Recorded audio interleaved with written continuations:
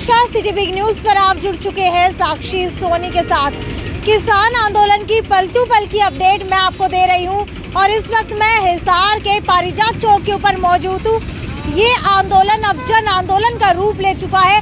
किसान किसी भी कदर जो है पीछे हटने वाले नहीं है। इसी की कड़ी के अंदर आज हिसार के अंदर भी आम जनता इसका सहयोग करते हुए नजर आ रही है। इस वक्त मैं हिसार के पारिजात चौक के ऊपर मौजूद हूँ, जिसे हिसार का मुख्य चौराहा माना जाता है। यहाँ पर आपको बता दूं कि कुछ लोग जो है अनिश्चितकालीन धरने के ऊपर बैठ चुके हैं। लगातार जो है उनका कहना है कि वो किसान आंदोलन को जो है ये अनिश्चितकालीन धरना यहाँ पर समर्पित कर रहे हैं और पूरे शहर को जोड़ने का काम वो यहाँ पर करेंगे। चलिए अंदर चलते हैं और कुछ बातें उनसे जानते हैं कि आखिरकार उन्होंने ये निर्णय किस लिए लिया, क्योंकि कुछ लोग जो है घर पे बैठ करके सोशल मीडिया के माध्यम से ही किसानों को जो है समर्थन दे रहे हैं, लेकिन यहाँ पर इतनी ठंड के अंदर जो है ये लोग बैठ करके किसानों को समर्थन दे रहे हैं। पीछे की वजह जानने की कोशिश करेंगे। को समर्थन देने के लिए आप अनिश्चितकालीन धरने के ऊपर बैठ चुके हैं। सबसे पहले जानना चाहूंगी कि इसके पीछे का कारण क्या मानते हैं कि आज अनिश्चितकालीन धरने पर आपको बैठने की ज़रूरत पड़ी?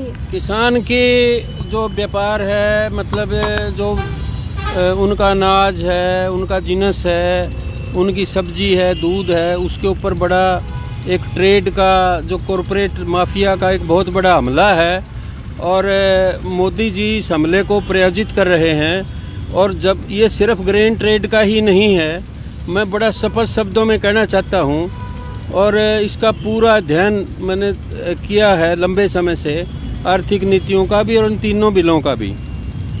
तो मतलब ये है अल्टीमेटली ये ज़मीन पर भी हमला है। ये ज़मीन पर कहते हैं कि भी ये लोग गुमराह कर रहे हैं। जो कंपनियां हैं वर्ल्ड के अंदर 1.5-2 लाख 3-3 लाख करोड़ 3-3 लाख हेक्टेयर के ऊपर खेतियां कर रही हैं। जैसे विल्मर कंपनी है सिंगापुर की, वो करीब 1.5 लाख हेक्टेयर जो है वो पाम ऑयल की खेती करती है मलेशिया में। इसी प्रकार युगांडा में है। कोराई फैमिली है, वो शुगर केन की खेती कर रही है, कई हज़ार हेक्टेयर के मतलब ऊपर खेती कर रही है। तो इसके साथ साथ ये खेती पे ज़मीन पे भी हमला है और ये एक सिंपल आम एक एग्रीकल्चर लेबर हो जाए किसान, इस तरीके का मुझे ये दिखाई देता है कि और अल्टीमेटली मैं ये कहना चाहता हूँ कि इन तीनों बिलों में यदि छान के देखा जाए कि यहाँ पर जो बचता है 86% किसान 5 एकड़ से कम हैं, उनका बेचने का माल थोड़ा ही बचता है। वो कोई हज़ारों मन लाखों मन पैदा नहीं करते कि विदेश में बेचेंगे या कहीं जयपुर या बम्बे में बेचेंगे। तो उसको नज़दीक की मंडी चाहिए। कोई जो ये कहते हैं कि भाई इंटरस्टेट और इंट्रास्टेट है, तो कोई यहाँ से जयपुर नहीं बेचने जा रहा है कोई 10 मन चीज़ जो है। ये छोटे किसान जो हैं यहीं आसपास में 5-10 किलोमीटर के दायरे में बेचते हैं और जो मार्केट कमेटी है उसके ऊपर भी अटैक है, क्योंकि प्राइवेट आ जाएगा वो फिनिश होंगी। पीडीएस भी एक दौर में फिनिश होगी। दूसरा बिल जो कंट्रैक्ट फार्मिंग का है, मैं साफ शब्दों में बताना चाहता हूँ कि जो मिनिमम सपोर्ट प्राइस है, और मैं जो है एक डायरेक्टर भी रहा हूँ कॉस्ट ऑफ कल्टीवेशन का, गवर्नमेंट ऑफ इंडिया में डाटा भेजता रहा हूँ मैं जो लागत बनती हैं। और मैं ये बता दूँ कंट्रैक्ट फार्मिंग और एमएसपी साथ साथ लंबे समय तक नहीं चल सकते। मैं कन्फर्म हूँ as a professor of economics. और तीसरा एसेंशियल कमोडिटी एक्ट का है, तो ये बहुत पहले बनाया था। तो हिंदुस्तान एक गरीब मुल्क है, यहाँ शॉर्टेज होती रहती है। कभी प्याज 80 रुपये किलो, कभी प्याज 2 रुपये किलो, कभी 10 रुपये किलो। तो वो एसेंशियल जो चीज़ें जनता तक पहुँचाई जाएँ वो उसको भी एक ढीला कर दिया गया है। अब इसी शहर के अंदर प्याज का रेट एक जगह 10 रुपये है, एक जगह 20 रुपये है, एक जगह वही प्याज शहर में 40 रुपये है। तो आप देख लो आप सारे मार्केट में। तो ये कहते हैं कि भाई 200% 100% बढ़ जाएगा तो फिर इसको रिव्यू कर देंगे, 50% ग्रेन का कर देंगे। अगली बात डिस्प्यूट सेटलमेंट की जो है, एसडीएम के पास ये मतलब मुकदमा कर सकते हैं कॉन्ट्रैक्ट का। अब मुकदमा एसडीएम के पास है। अब मैं एक साफ शब्दों में कहना चाहता हूँ, मैं प्रोफेसर इकोनॉमिक्स एग्रीकल्चर इकोनॉमिक्स होते हुए और वकील भी हूँ साथ में अब, तो ये होते हुए मैं साफ कहना चाहता हूँ कि एसडीएम की और डीसी की क्या औकात है कि वो मतलब किसान के हक में फैसला कर देंगे, जब वो चीफ जस्टिस ऑफ इंडिया ही नहीं कर पा रहे मतलब न्याय।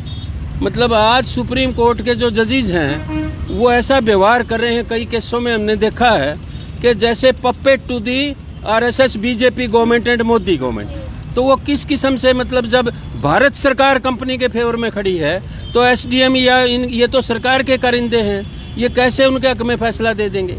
अगली बात ये है, ये डिस्प्यूट सेटलमेंट तो टोटल ही फ्लॉप है।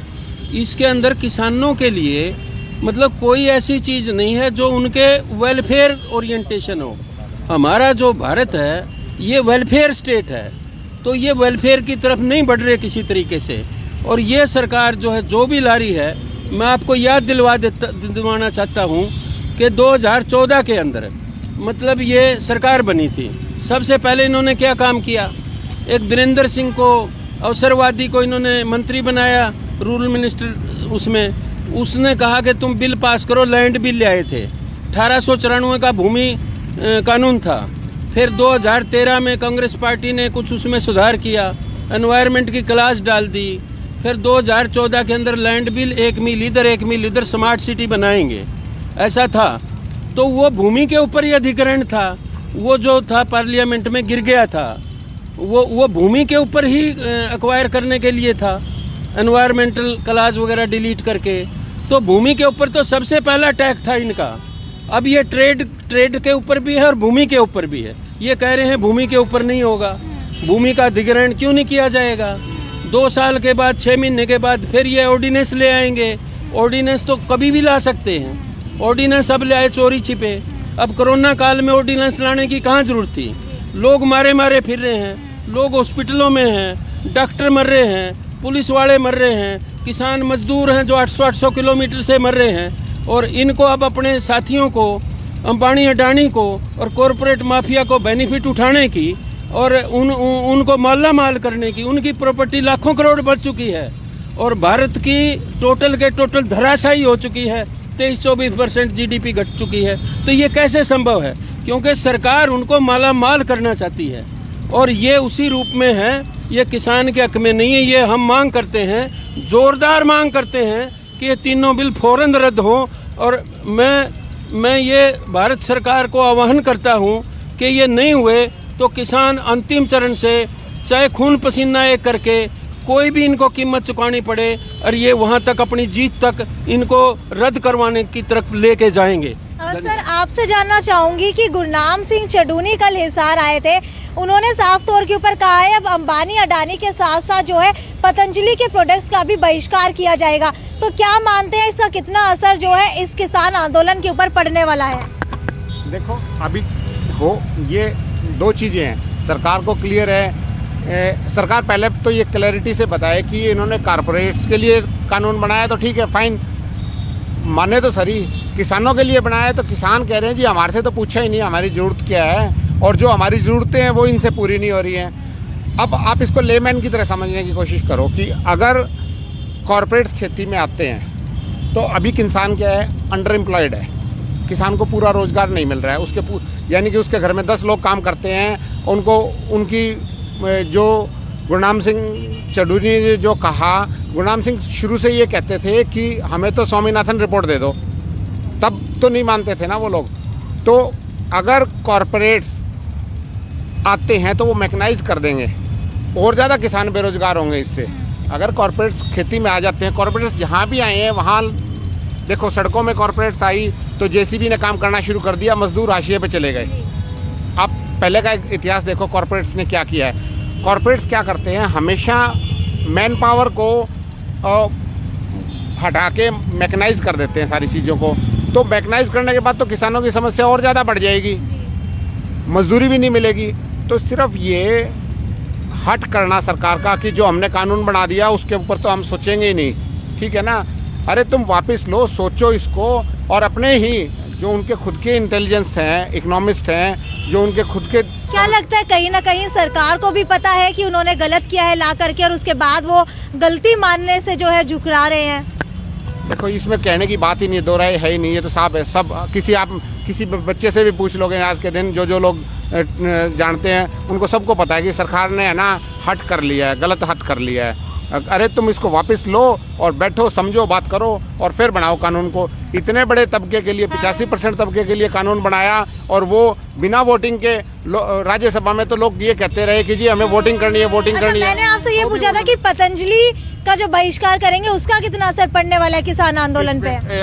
मैं इस बारे में कमेंट करने के लिए सक्षम नहीं हूँ, क्योंकि मैंने कभी पतंजलि का कोई सामान यूज ही नहीं किया, क्योंकि पतंजलि खुद कॉर्पोरेट है, इसलिए मैंने आज तक एक बार भी नहीं किया। व्यापार मंडल की बात है कि अगर आप व्यापारियों का विरोध कर रहे हैं बड़े बड़े, तो उसका कितना असर नहीं, देखो बड़े बड़े व्यापारी चलो एक बात तो सच्ची आई न्यूज़ वालों के, नहीं तो आजकल मीडिया वाले सच कहाँ बोलते हैं कि रामदेव को व्यापारी तो मान ही लिया, ठीक है, थैंक यू वेरी मच। बिल्कुल है, किसने कहा नहीं है, क्योंकि किसान का ही 2 रुपए के अंदर आलू खरीद करके उसके प्रोडक्ट जो है इतने महंगे बेचे जा रहे हैं। उसके पास इतना दूध भी नहीं है जितना वो बेच देता है, इतना घी भी नहीं है उसके पास जितना वो बेच देता है, तो वो व्यापारी ही है। सही कह रहे हो आप, लेकिन इसके बारे में मैं बता नहीं सकता क्योंकि मैंने कभी उसका प्रोडक्ट यूज़ नहीं किया। आज का धरना है मैम, वो किस मकसद को लेकर के शुरू किया है और कैसे जारी रहने वाला है? देखो, धरने का मकसद तो यही है कि जो आंदोलन दिल्ली में चल रहा है और उसके बाद मतलब आज 33 वर्ष